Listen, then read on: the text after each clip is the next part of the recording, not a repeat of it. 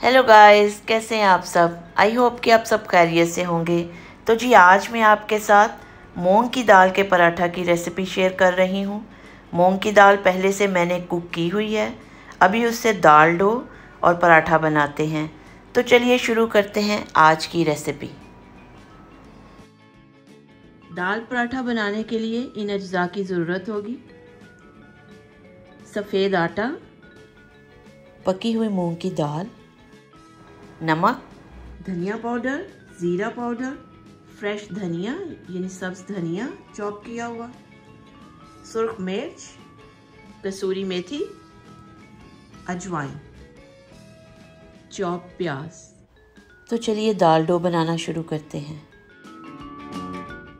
सबसे पहले आटा डाल लेंगे परात में, चॉप प्याज, धनिया, धनिया पाउडर, कसूरी मेथी, अजवाइन, ज़ीरा पाउडर, सुर्ख मिर्च और ये दाल जो ऑलरेडी पकी हुई थी, ये सुबह मैंने बनाई थी और ये दाल बच गई।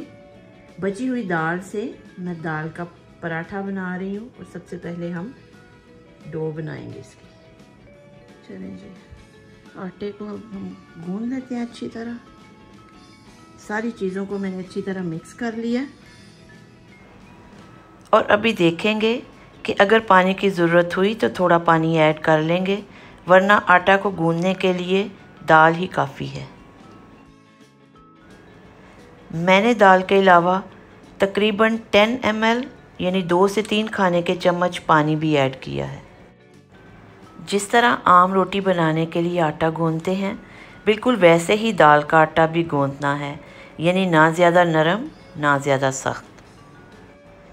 हाँ, लेकिन एक बात याद रखें कि दाल का आटा बनाने के लिए होल व्हीट की जगह सफ़ेद आटा इस्तेमाल करें, उससे ज़्यादा मज़े के पराठे बनते हैं। वैसे तो आप कोई भी आटा यूज़ कर सकते हैं। चलें जी, आटा हमारा गूंदा गया। अभी हम इसको 10 से 15 मिनट रेस्ट देंगे और उसके बाद पराठे बनाना शुरू करेंगे। हम लोग का पेड़ा बना लेंगे, मीडियम सा, बहुत बड़ा भी नहीं और बहुत छोटा भी, जैसे आम रोटी के लिए बनाते हैं।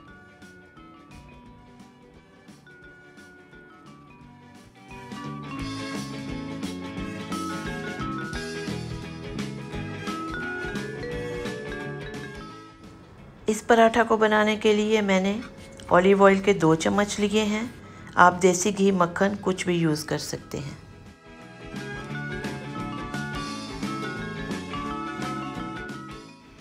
पराठा हमारा कुक हो गया और अब इसको प्लेट में निकाल लेते हैं। दाल पराठा को धनिया पुदीना की चटनी वाले दही के साथ खाएंगे, और अगर आप मक्खन पसंद करते हैं तो थोड़ा मक्खन गर्मा गर्म पराठा पर रख कर खाएं, जैसे चुपड़ी रोटी खाते हैं। चलें अब पराठा खा के देखते हैं कि कैसा बना है।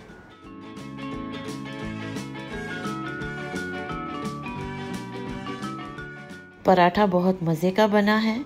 जब भी आप मूंग की दाल कुक करते हैं तो जो दाल बच जाती है उससे दाल का आटा गूंद लें, या अगर आप दाल का पराठा बनाना चाहते हैं तो कुछ एक्स्ट्रा दाल पका लें।